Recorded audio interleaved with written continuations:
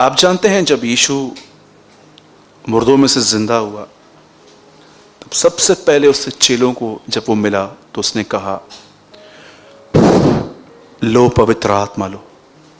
लेकिन उसने उन पे फूंका और उसके बाद कहा, तुम जिसके पाप क्षमा करो उनके क्षमा किए जाएंगे। आप जानते हैं नई वाचा की सबसे बड़ी आशीष यही है।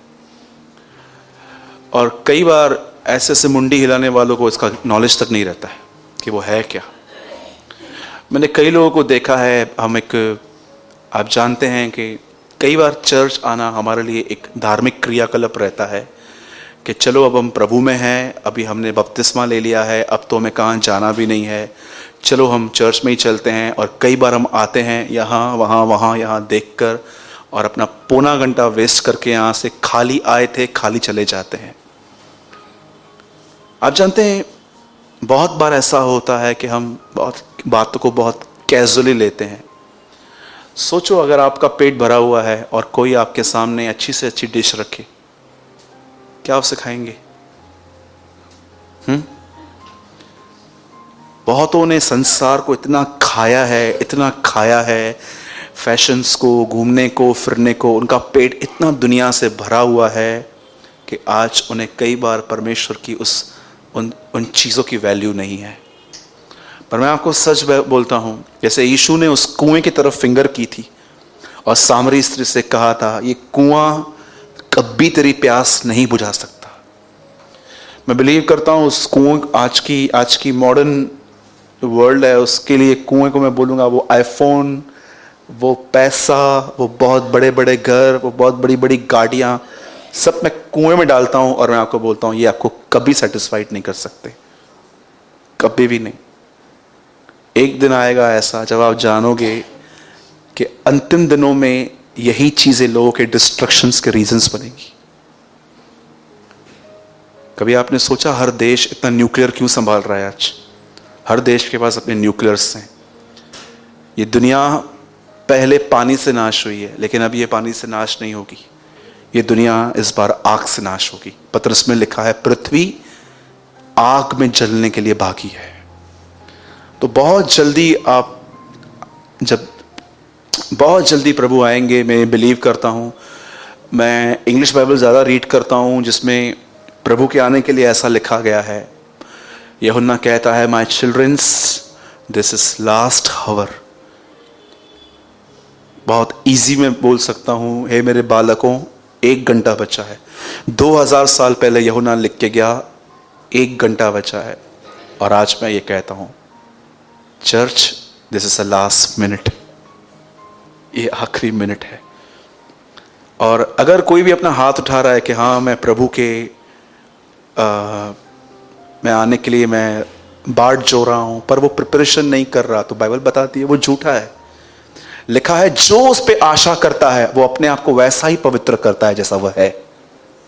जो उस पे आशा करता है कि वो आएगा, वो अपने आप को वैसा ही प्यूरिफाई करता है जैसा वह है। लेकिन अगर कोई कहता है नहीं मैं प्रभु के आने का वेट कर रहा हूं, लेकिन दुनिया में वो मिक्स है, तो आई एम सो सॉरी, वो झूठ पे बिलीव करता है और वो झूठ पे जी रहा है।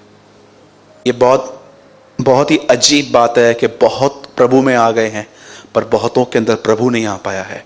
It's a very saddest thing कि बहुत सारे लोग प्रभु में आ गए हैं पर बहुत सारे लोगों के अंदर परमेश्वर नहीं आ पाया है। वो परमेश्वर ने हमको झरने का एक्सपीरियंस करने के लिए कहा है, लेकिन हम ड्रॉप का एक्सपीरियंस करके सेटिस्फाइड हो गए हैं। ओके, मैं चाहता हूं हम सब ओपन करेंगे इब्रानियों की पत्री 10वां अध्याय। स्टार्ट से हम बहुत बेसिक से जाएंगे और मैं चाहता हूं आप में से जितने भी लोग पीछे हैं, सब यहीं पर हैं? आप मेंटली यहीं पर है ना? पक्का? किसको बिंडी लेके आनी है? अभी लेकर आओ। किसको रिचार्ज करवाना है? किसके पैसे गुम हो गए, जाओ अभी ढूंढ के आओ। मैं रिक्वेस्ट करता हूं, कई बार हम यहां पर रह के भी नहीं रहते हैं, प्लीज आज का वर्ड प्लीज अब अपने ऊपर से मत जाने दीजिए।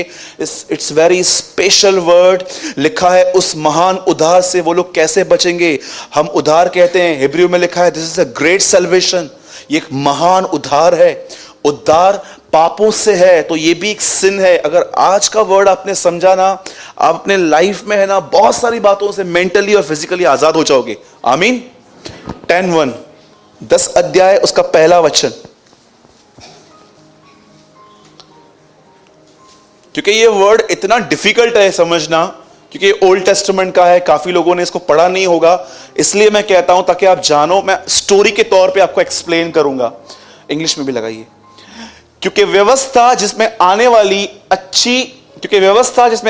अच्छी वस्तुओं का प्रतिबिंब है और उन असली स्वरूप नहीं, इसलिए एक ही प्रकार के बलिदानों के द्वारा जो प्रतिवर्ष अचूक चढ़ाए जाते थे, पास आने वालों को कदापि सिद्ध नहीं कर सकते। The law give us only unclear picture. ये क्या लिखा है? Of the good things coming in the future. अब मैं चाहता हूं आप में से जिनके पास बाइबल है, 3 गिनने के बाद आपको पढ़ना है, और अगर आपके पास बाइबल नहीं है तो आपको यहां पर हिंदी में जो लिखा गया है आपको वहां से पढ़ना है। और मैं विनती करता हूं, अगर आप पढ़ना जानते हैं तो प्लीज मुंह खोल के पढ़िए। यदि तू यीशु को प्रभु जानकर अंगीकार करे और विश्वास करे, निश्चय बचेगा। यह बहुत जरूरी है कि आप कुछ चीजें कन्फेस करो। 1 2 3।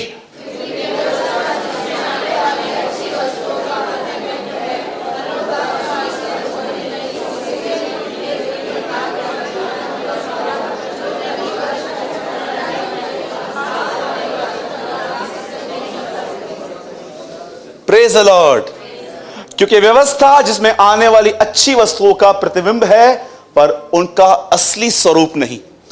अब सब ध्यान दीजिए, मेरे हाथ में एक बाइबल है, एंटायर बुक्स हैं इसके अंदर परमेश्वर के 66। पुराने नियम में 39 है और नए में 27 है। जो 39 बुक्स हैं उनको कहा जाता है पुरानी वाचा, और जो नए हैं 27 उन्हें कहते हैं नई वाचा।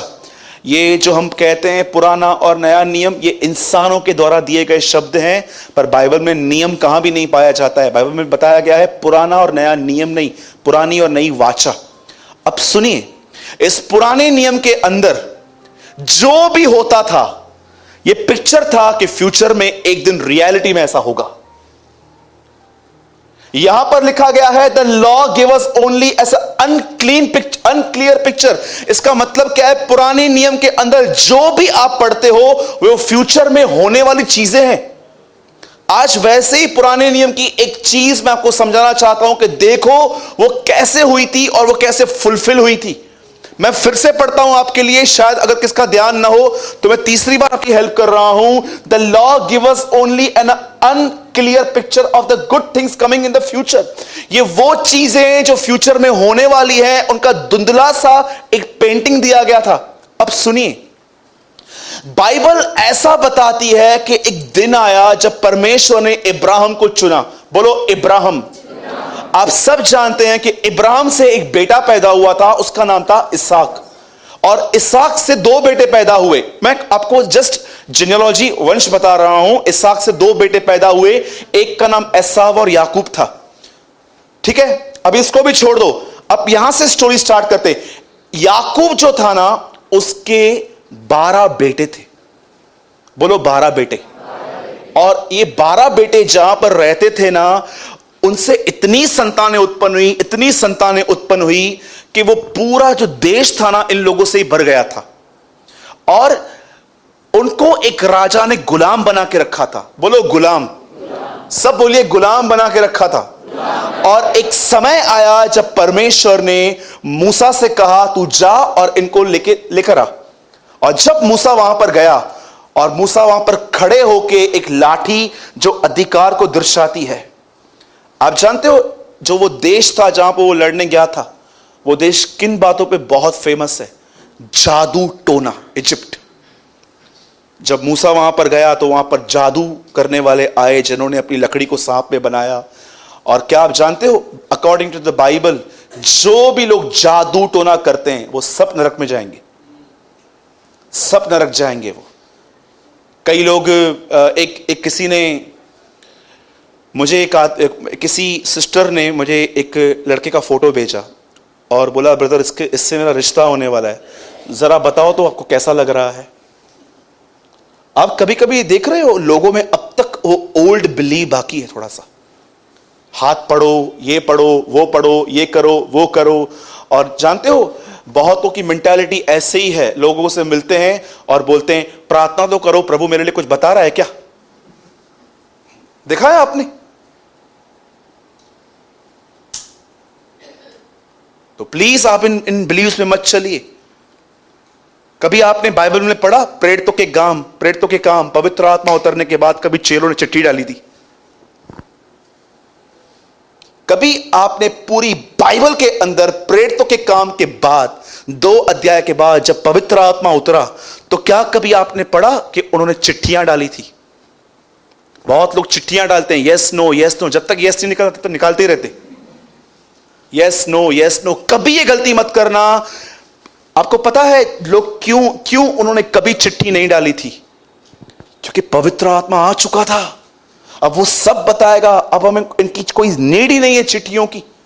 आप जानते हो जब मूसा वहां पर गया तो मूसा ने कहा मेरे लोगों को जाने दे, और ये राजा जाने नहीं दे रहा था। अंत में जब इस राजा ने उन लोगों को जाने दिया तो आप जानते हुआ क्या? ये वहां से निकल के एक जगह पे जा रहे थे जिसका नाम था कनान। बोलिए कनान।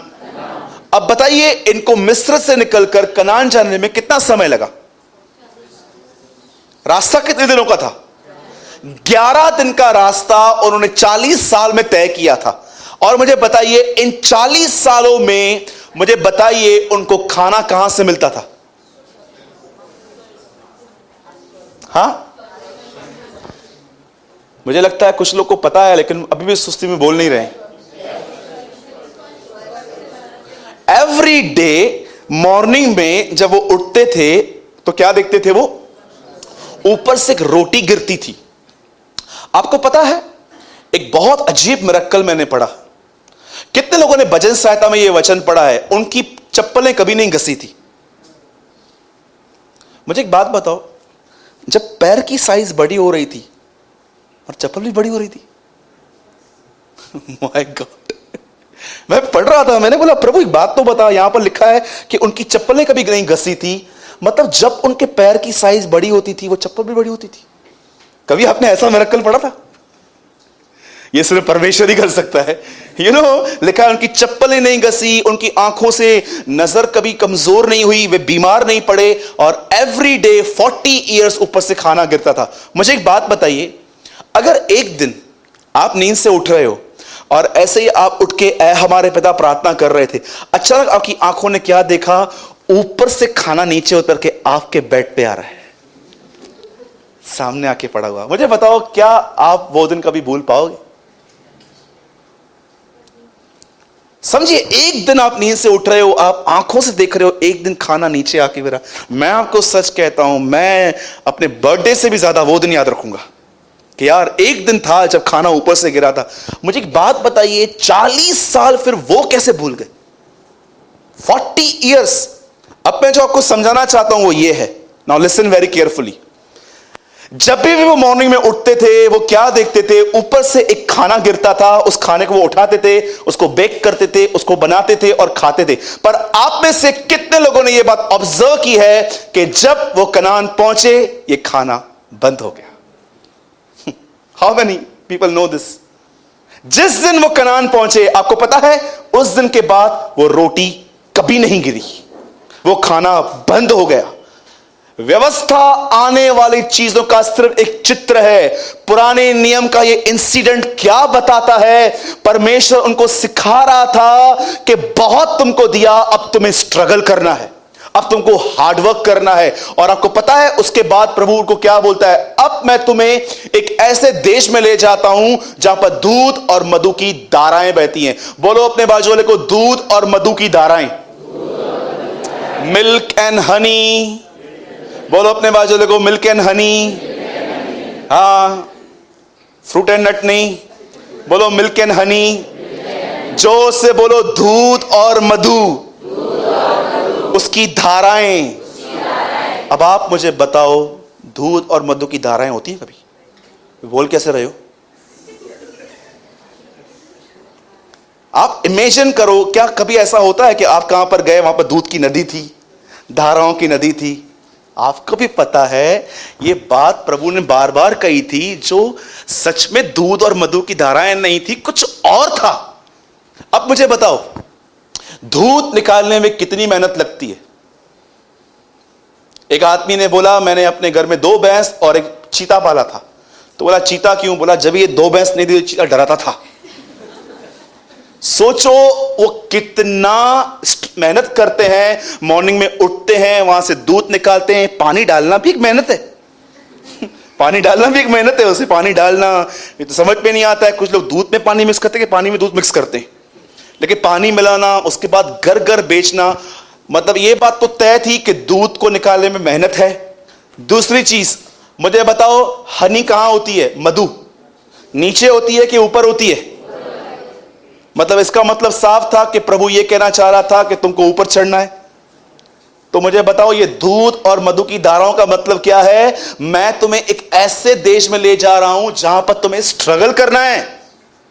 कोई समय था मैंने तुम्हें खिलाया था, लेकिन अब मैं तुम्हें एक ऐसे देश में लेके जा रहा हूं जहां पर तुम्हें दूध और मधु की धाराओं वाले देश में, जहां पर तुम्हें बहुत मेहनत करनी है।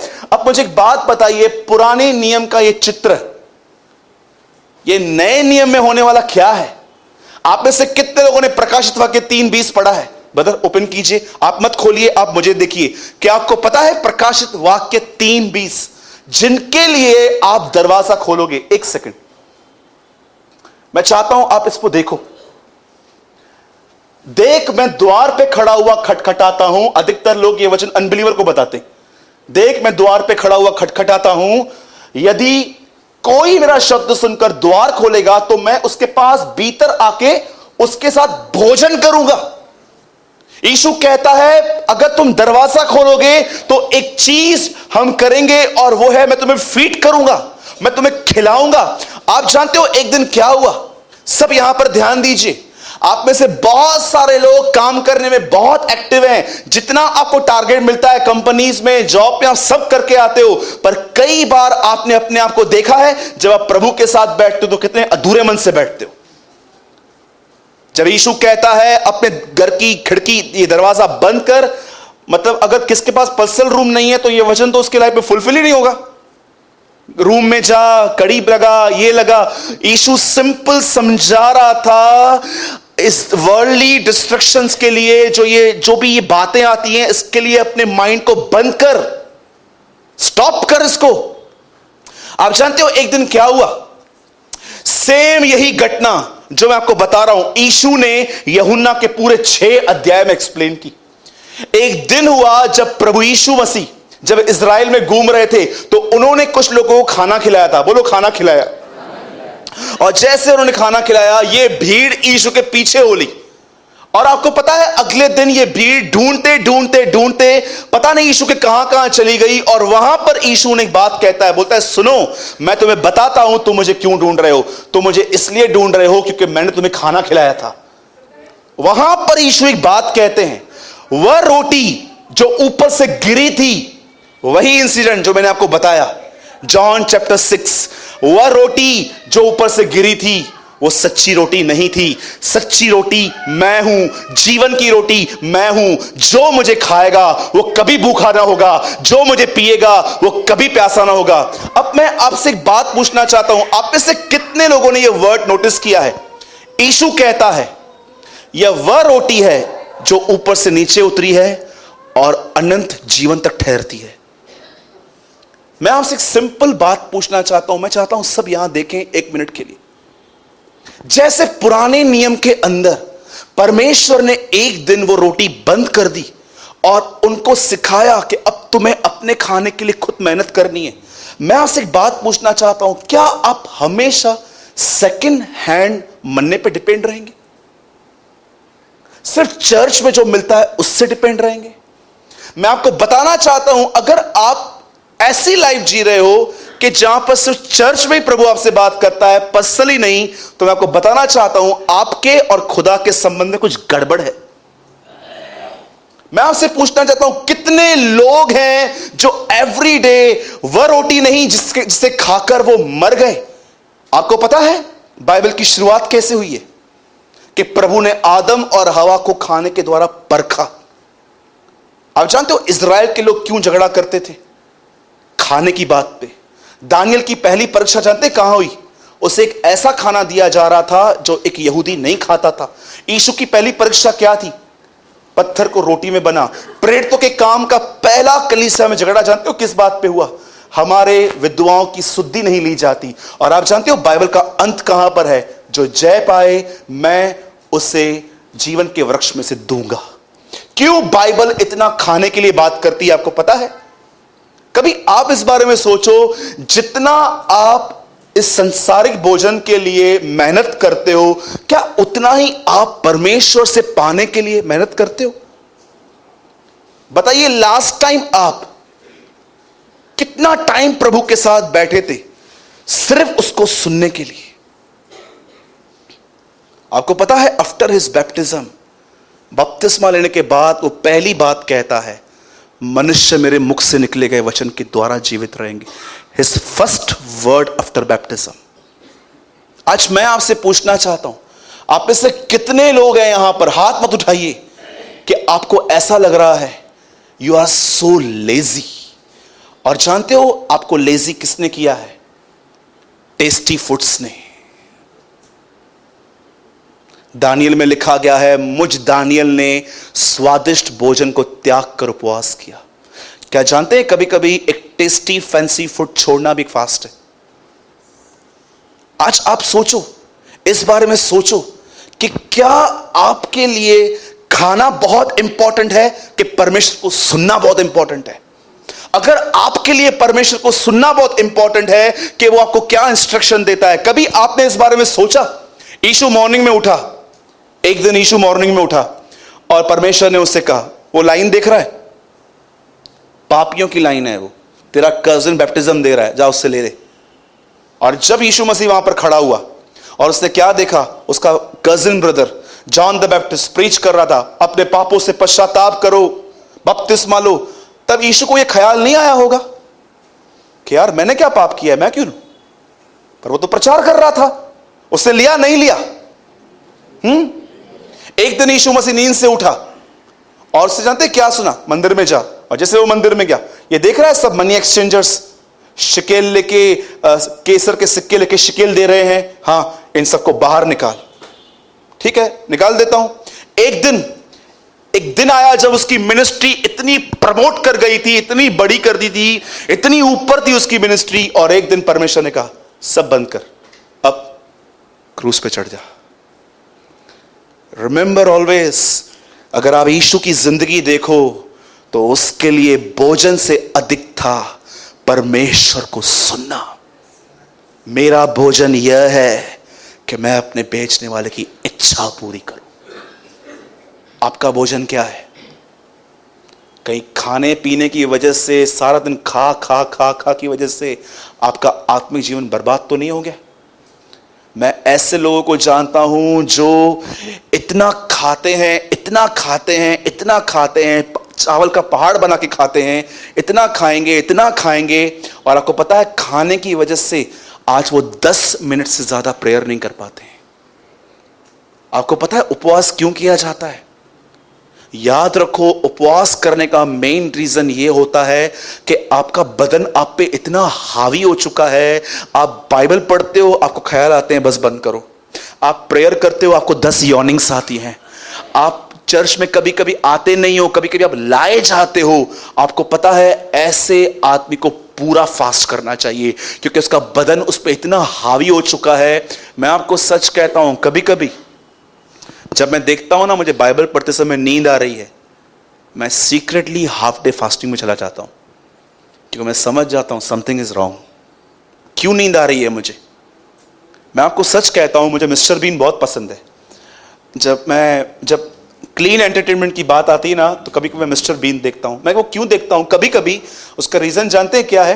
क्योंकि वो कुछ बोलता नहीं है।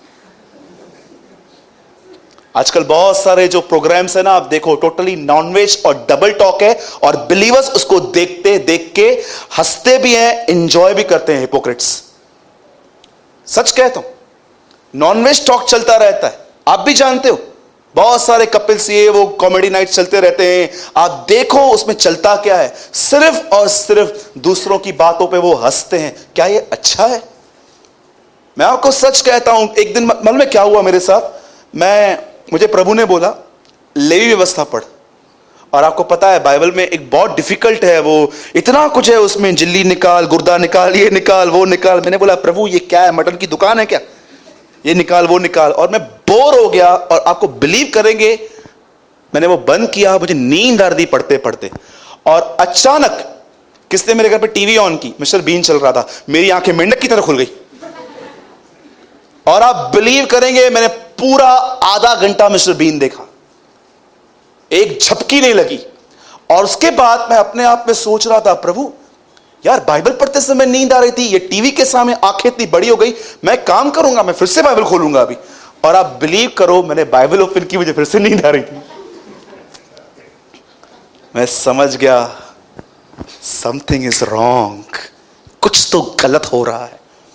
और then Lord spoke to me, fasting कर, उपवास कर।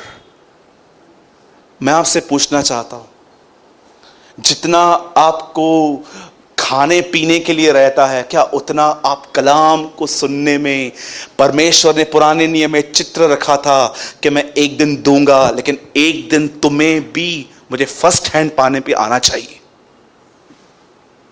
आज मैं आपसे पूछना चाहता हूं कितने लोग हैं जो अपनी नींद से बहुत प्यार करते हैं? हाथ मत उठाइए प्लीज।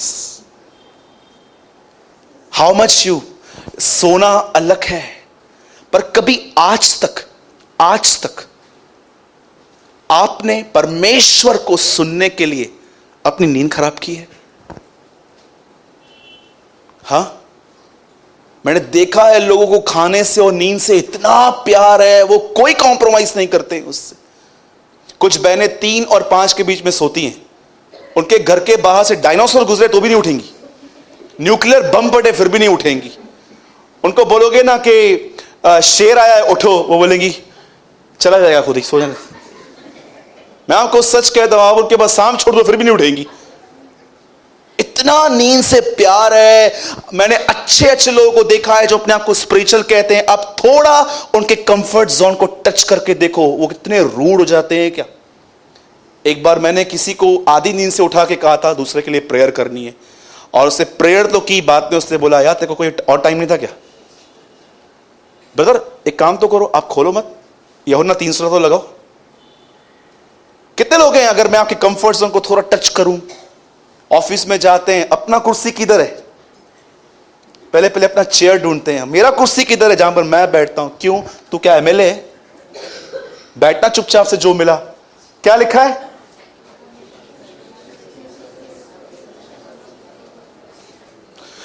क्योंकि परमेश्वर ने जगत से ऐसा प्रेम रखा कि उसने अपना इकलौता पुत्र दे दिया, ताकि जो कोई इस पर विश्वास करे वह नाश न हो परंतु अनंत जीवन पाए। मैं ब्रैकेट में लिखता हूं, यह वचन एक आदमी को यीशु ने आधी रात को कहा था। How many people know? यह वचन यीशु ने एक आदमी को आधी रात में कहा था। एक आदमी आधी रात को यीशु के पास आया, उसने इसको शेक किया।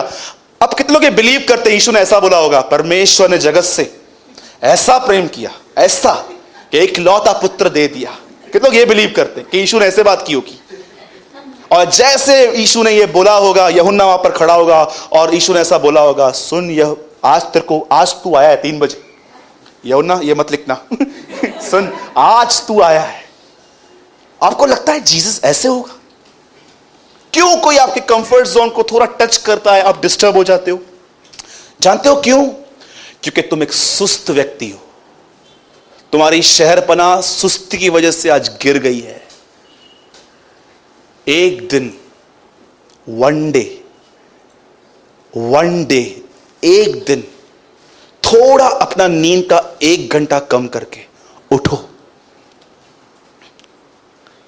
अपने घुटनों पर आओ और वहां पर 1 घंटा प्रभु को बोलो, प्रभु मैं प्रेयर नहीं कर रहा हूं, मैं बाइबल रीड नहीं कर रहा हूं, मैं जस्ट यहां बैठा हूं, speak to me, your servant is listening.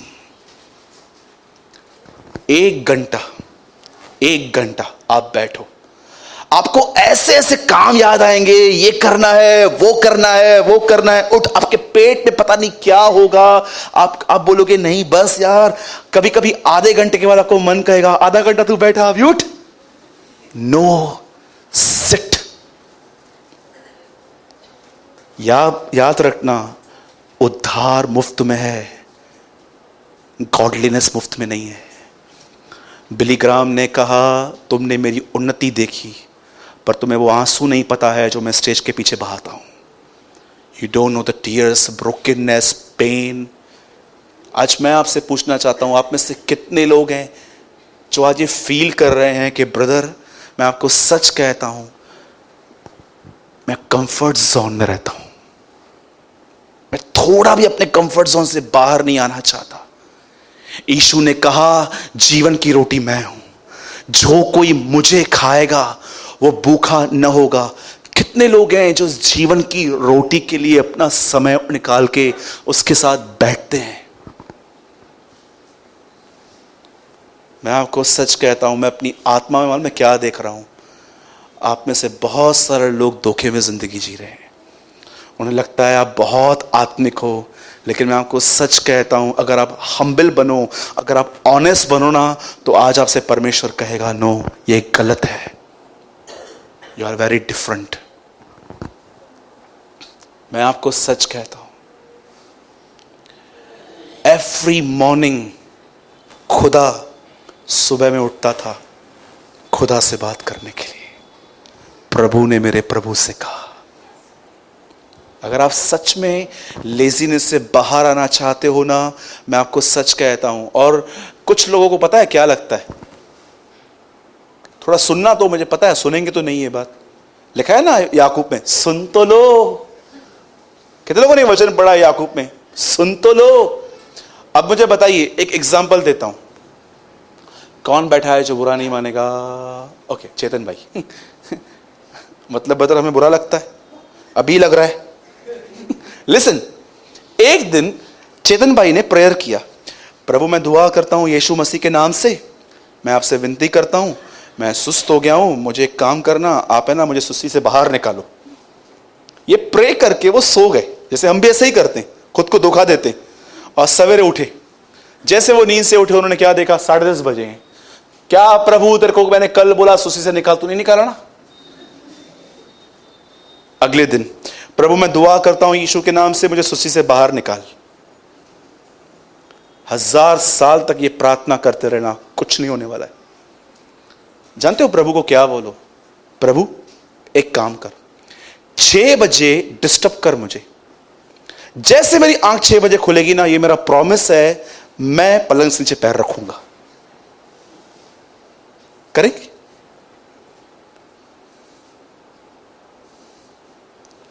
अगर आपको लगता है एक दिन ऐसा आएगा, प्रभु आएगा, सवेरे सवेरे उठेगा, बोलेगा ही गुड मॉर्निंग, हाँ प्रभु गुड मॉर्निंग, अच्छा अच्छा अच्छा, चादर वेड़े भी, चादर लपेटेगा प्रभु, आपका तकिया बना करेगा, चला आजा।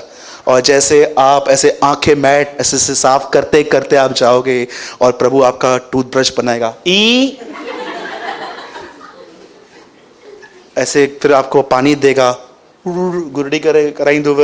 उसके बाद वो आपसे कहेगा वेट वेट वेट वेट, फिर आपके ऑयल लेकर आएगा, आपके सर पे लगाएगा। ठीक है मैं जाऊं?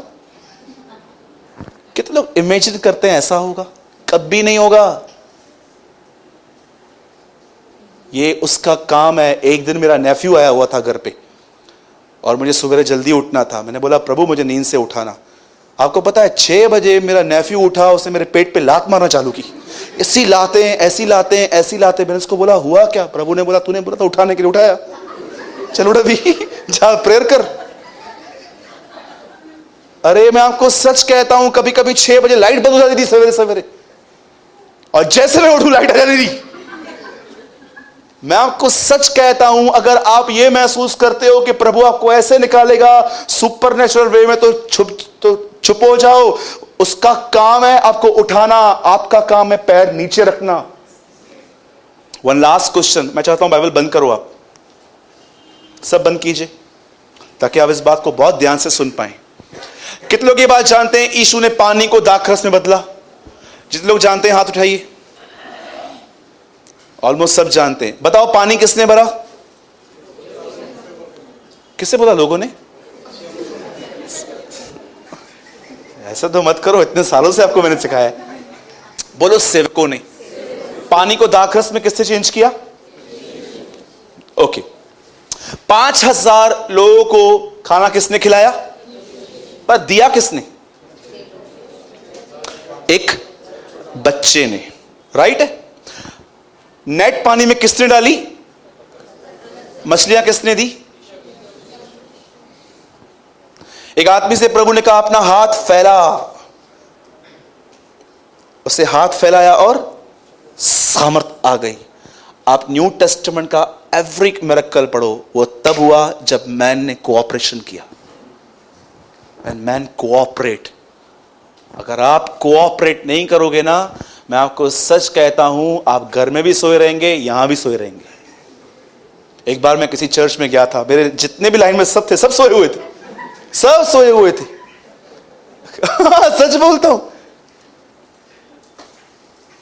बाद में मैंने उनको बोला, मैंने बोला आप सोए क्यों? तो एक इसने बोला वो स्पीकर बोलना चालू करे तुम भी सो जाओगी। मैंने बोला ठीक है, चलो उठो यहां से। ठीक है, प्लीज डिनाई योरसेल्फ। यदि कोई मेरे पीछे आना चाहे तो अपनी सुस्ती का इनकार करे और मेरे पीछे हो ले। आमीन। तो ये लेजीनेस का निकलने का एक अच्छा रास्ता ये है। हमेशा परमेश्वर हाथ में नहीं देगा। आपको अपनी नींद खराब करनी है, आपको उठना है और इसकी आवाज को लेना है और आपको इस तरह जीना है। मनुष्य रोटी से नहीं, खुदा बाप के मुंह से निकले गए वचन से जीवित रहेंगे। आमीन। आइए प्रभु के लिए ताली बजाएंगे।